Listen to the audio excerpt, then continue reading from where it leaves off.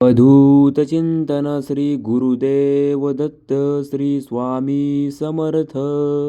आजचा संदेश सुरू करण्यापूर्वी फक्त काही क्षण शांत बसा, कारण पुढील काही शब्द तुमच्या मनाला स्पर्श करतील की नाही हे मला माहीत नाही, पण जर ते मनापासून ऐकले तर कदाचित आजचा दिवस तुमच्या विचारांना नवी दिशा देईल.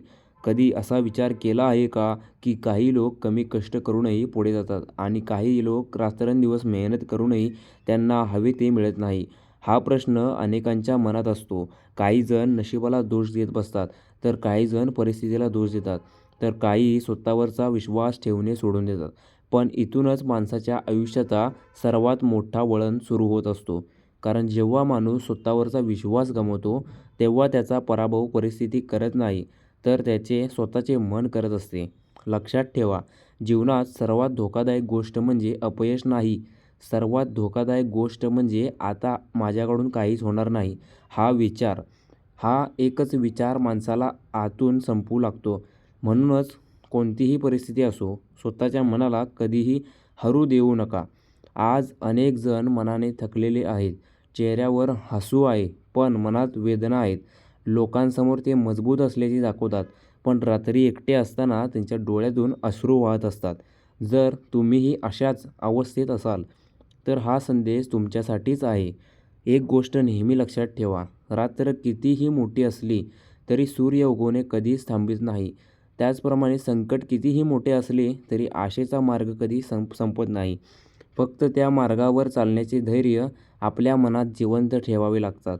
कधीकधी परमेश्वर आपल्याला लगेच उत्तर देत नाही, कारण तो आपल्याला शिक्षा करत नसतो, तर अधिक मजबूत बनवत असतो. ज्या माणसाने संघर्ष अनुभवलेला आहे त्यालाच यशाची खरी किंमतही समजत असते.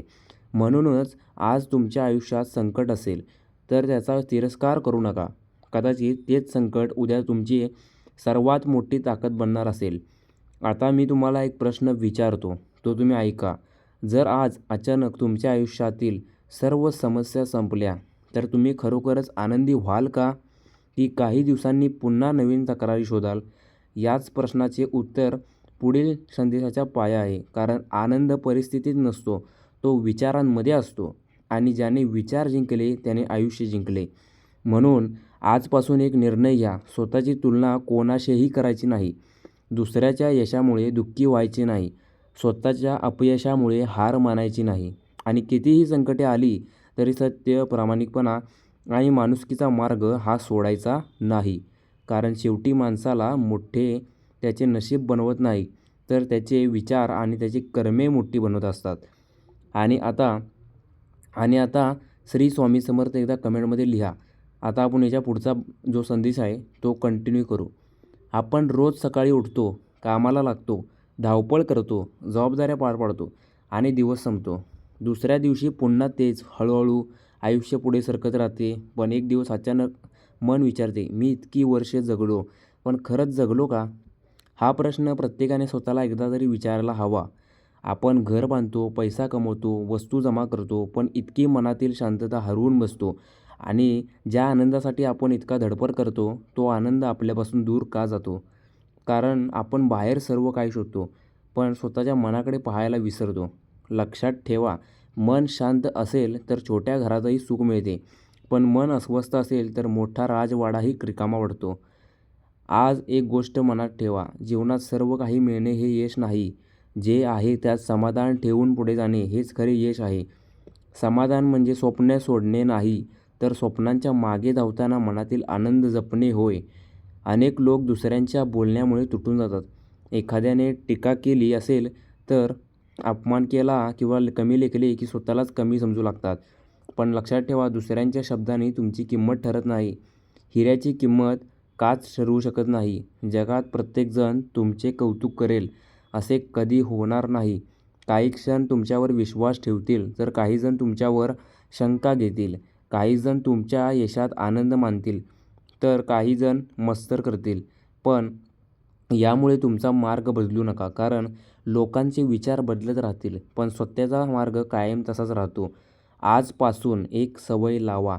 सकाळी उठल्यावर पहिला विचार तक्रारीचा नको, तर कृतज्ञतेचा असू द्या. माझ्याकडे काय नाही यापेक्षा माझ्याकडे काय आहे याचा विचार करा. श्वास घ्या.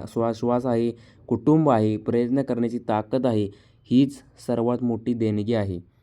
ही एक गोष्ट नेहमी लक्षात ठेवा. ज्याच्याकडे श्रद्धा असते, ज्याच्याकडे आशा असते, ज्याच्याकडे प्रयत्न करण्याचा जो ताकद असते आणि जो प्रयत्न करत राहतो, त्याच्यापर्यंत यशाला एक दिवस पोहोचावेच लागते.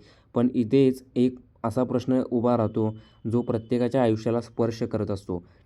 जर आपण चांगले वागलो तरी आपल्या आयुष्यात दुःख का येते? जर आपण कोणाचे वाईट करत नाही तरी संकटे आपल्याच दारात का येतात? या प्रश्नांचे उत्तर मी तुम्हाला आता सांगणार आहे पुढे. त्या पहिला तुम्ही काय करा, जर कॉमेंटमध्ये श्री स्वामी समर्थ लिहिलं नसेल तर श्री स्वामी समर्थ अशी कमेंट करा. लक्षात ठेवा, संकट म्हणजे शिक्षा नसते. अनेक वेळा संकट हे आपल्याला आयुष्यात योग्य दिशा देण्यासाठी आलेले असते. सोन्याला तेज देण्यासाठी अग्नीचा सामना करावा लागत असतो. हिऱ्याला मौल्यवान होण्यासाठी असंख्य घाव सहन करावे लागत असतात. त्याचप्रमाणे माणसालाही संघर्षातून ते स्वतःची खरी ओळख मिळत असते. काही वेळा परमेश्वर आपल्या इच्छेनुसार नाही तर आपल्या हितासाठी निर्णय घेत असतो. आपण एका बंद झालेल्या दाराकडे पाहत बसतो, पण आपल्या लक्षात येतही नाही की आपल्या आयुष्यात दुसरे अधिक चांगले दार उघडण्याची तयारी सुरू आहे. म्हणून प्रत्येक घडणाऱ्या गोष्टीकडे विश्वासाने पाहायला शिका. जीवनात कधीही असा विचार करू नका की मी एकटाच दुःखी का आहे. प्रत्येक माणूस आपापले ओझे घेऊन चालत असतो. कोणाच्या चेहऱ्यावर हसू दिसते, पण वेदना हा मनातच असतात.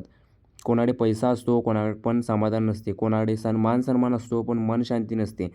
म्हणून दुसऱ्याचे आयुष्य पाहून स्वतःच्या आयुष्याचा निर्णय घेऊ नका.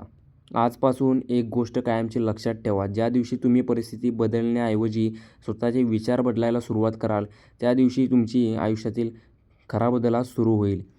मनात राग साठवू नका, कारण तो सर्वप्रथम स्वतःलाच जाळतो. मत्सर बाळगू नका, कारण तो आनंद हिरावून घेतो. अहंकार वाढवू नका, कारण तो माणसाला सत्यापासून दूर नेतो.